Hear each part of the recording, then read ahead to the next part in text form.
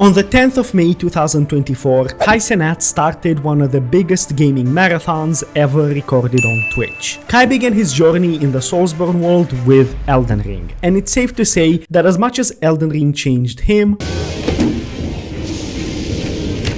Kai also had a massive impact on the game. But why was this historical marathon so important to Kai, the streaming world, and Elden Ring itself? To answer these questions, we need to start from the very beginning.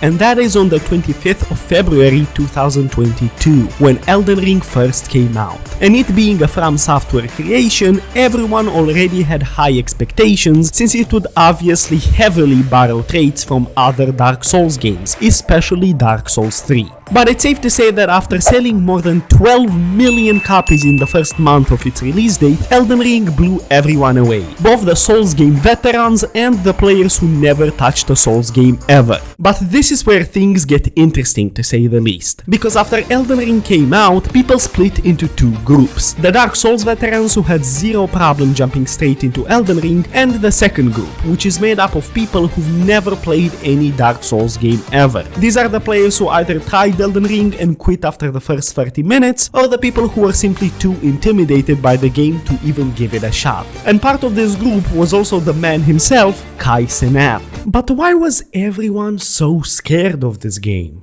Because Elden Ring was an anomaly. Elden Ring was the first out of all Souls games to have an open world, which means that after the first 10 minutes of the introduction, you are free to go and explore anywhere you want. In other words, you're free to do whatever your Souls game newbie heart desires. And that, combined with the insanely difficult bosses and dangers lurking around every corner, turned out to be a nightmare for all of the new players. Not only is Elden Ring incredibly time-consuming because of the vast world, but it's also very overwhelming. All the classes you can choose from, each with their unique attributes that have weird names and are confusing on their own, all the weapons you can acquire from the different bosses you beat, not to mention that each weapon is designed for specific attributes which will vary a lot based on your class and build. Oh, and speaking of builds, you will need to pick a certain weapon, stick to it, upgrade it by finding some stones, upgrade your attributes which you need runes for, and only then you have your build. That can be a blood build if you wanna do a lot of damage and BOP, or a magic build if you're a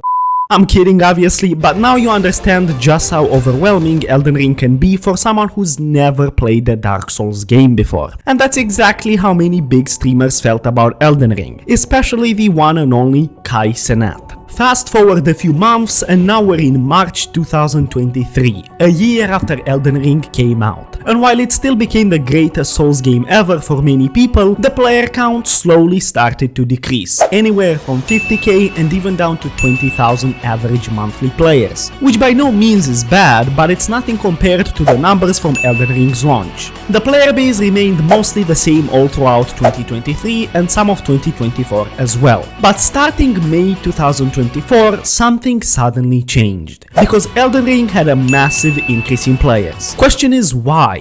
Because on the 10th of May 2024, more than 2 years after Elden Ring's release date, Cenat started his Elden Ring marathon. And little did he know, this game would change him forever.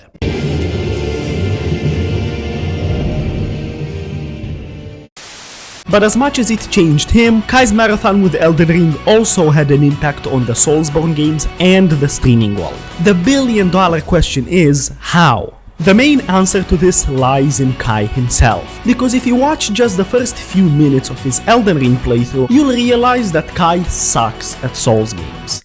Big time. Now, is that to be expected? Absolutely yes, since Kai himself mentioned that Elden Ring was his first ever Souls game, and after watching him finally beat the Tree Sentinel after 6 hours,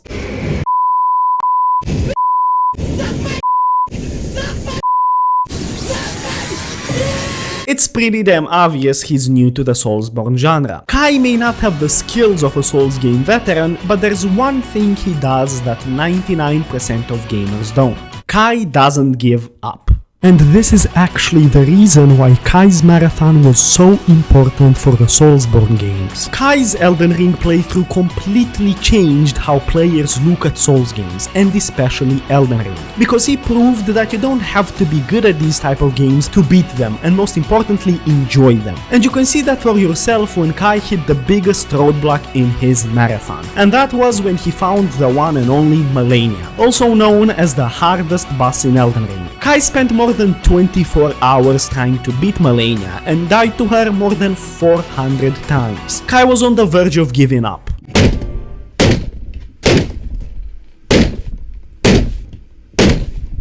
But he knew he couldn't end it like this. Kai believed that he could beat Malenia despite her unpredictable moves, her health regeneration every time she gets a hit in, and of course her insanely fast attack combo that Kai always died to.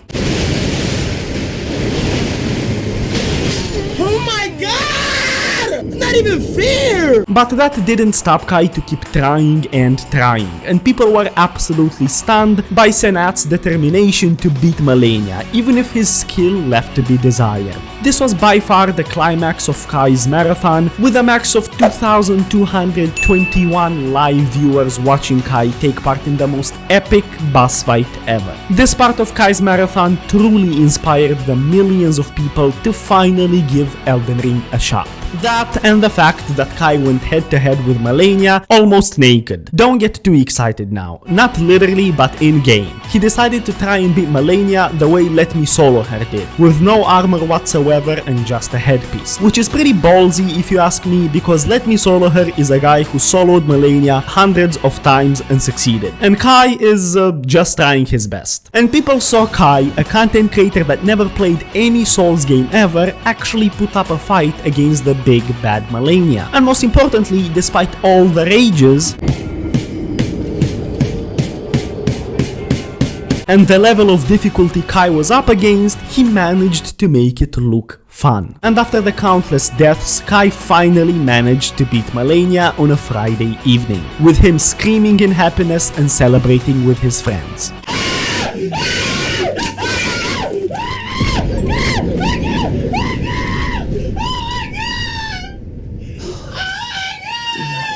This really motivated his audience, which is made up of younger kids who play games like GTA, to finally switch it up a little and get a taste of From Software's creations. And you don't have to take my word for it, because if you look at Elden Ring's player count all throughout May and June, you can see that it increased by almost 400% in total. In other words, Kai literally converted casual gamers into Dark Souls fans overnight. And although this newfound attention for Elden Ring was more than justified, something else changed on a larger scale that will have a lasting impact for years to come. You see, the streaming world is slowly but surely becoming the #1 form of entertainment for the younger audience, which also results in the rise of second screen viewing. In other words, playing a game on your first display and having a stream run in the background. This puts streamers at the forefront of pop culture. But there's a massive problem with this. A lot of the big streamers nowadays have their own set of games that they always play, aka their comfort games. Whether it's a popular shooter like Warzone or Apex, or maybe a sports game like FIFA or Madden, basically games with massive communities that make it easier for the big streamers to keep their fame.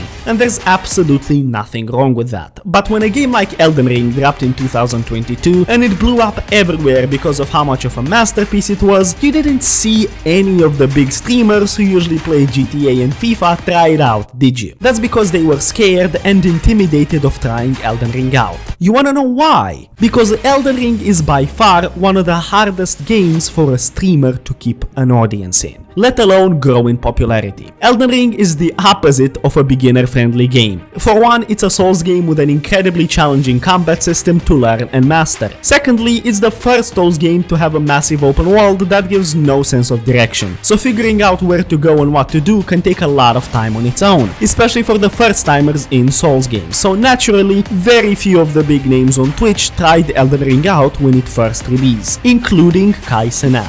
But on the 8th of May 2024, all of this changed. because Kai announced his Elden Ring marathon with one of the most high-quality production trailers I've ever seen. He even included Malenia and the famous Souls player Let Me Solo her in it. But it's not just about that. Take a look at Kai's outfits throughout the stream. He even had a full-on Radahn outfit with a mask and everything. And his background as well, which looked like an Elden Ring environment. Kai's preparations for this marathon and all the effort he put into the production alone attracted so many of the Elden Ring fans. With the trailer being an absolute hit, everyone had their eyes on this marathon, especially the big streamers. And when they saw the numbers Kai was pulling while playing Elden Ring and how entertaining Cenat made such a challenging game look, they all wanted to try streaming Elden Ring and not stopping till they beat it. This is why you saw Jinxie attempt an Elden Ring marathon after Kai's, but he failed to finish the game because he gave up, and Queso as well gave Elden Ring a try. And many more other streamers started making content with Elden Ring.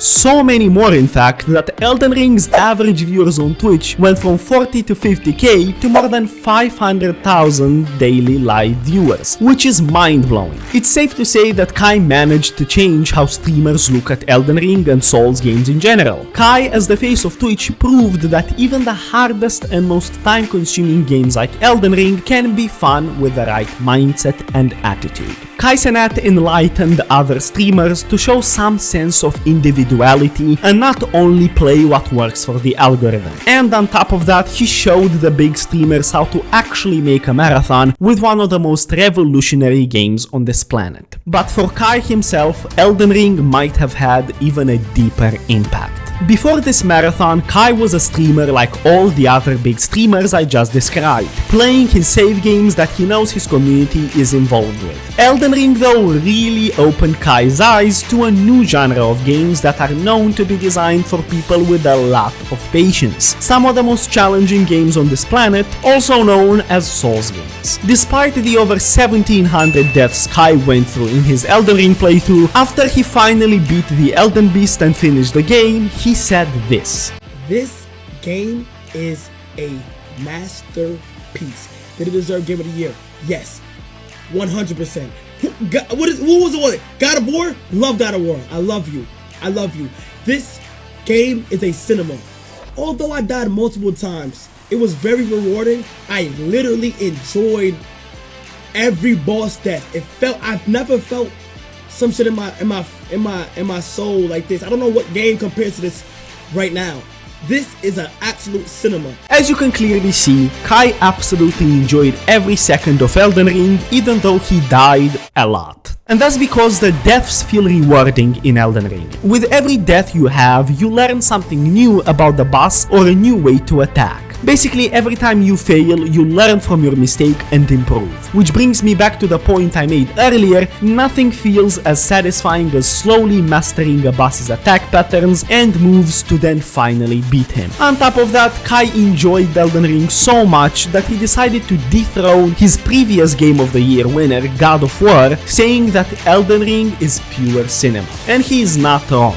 Finishing Elden Ring is truly something special. It's not a feeling you get from pulling Messi on FIFA, for example. In Elden Ring, you have earned that moment yourself, through effort and a lot of determination, not through stuffing the lottery machine with tickets your fans paid for. It's a feeling I hope stays with Cenat for a long time, one that may change his streaming habits and even his taste in games. And speaking of taste in games, Elden Ring completely changed Kai's preferences as an individual and as a gamer. And here's how. Well, as you saw in the clip of him giving his thoughts on Elden Ring, Kai was genuinely serious when talking about how this game made him feel, which was very unlike Kai because most of the time he's cracking jokes and goofing around. Listening to Kai Cenat reflect on his experience in Elden Ring, he sounds more genuine than in the screaming hoots and hollers of previous viral clips. Not falling off his chair, not jumping up and down erratically, just talking to the camera, talking to his audience one-on-one about the power of gaming.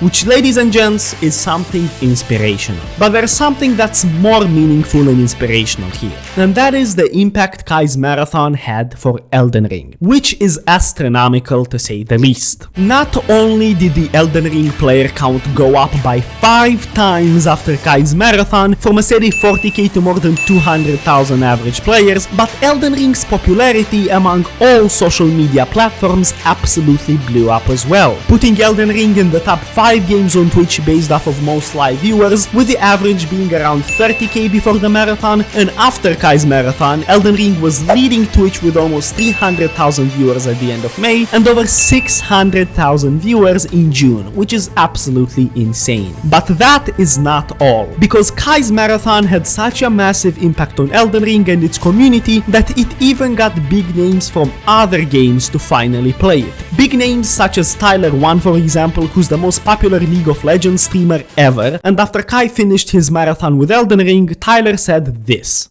Next week is we're doing the Elden Ring Marathon. I have LCS Finals to attend on Friday. So what that means is I have Monday, Tuesday, Wednesday, Thursday. As you can see, he's planning to beat Elden Ring in just 4 days, which is 2 days less than Kai, since Kai beat the game in just over 6. Will Tyler be able to achieve this? We'll have to wait and find out.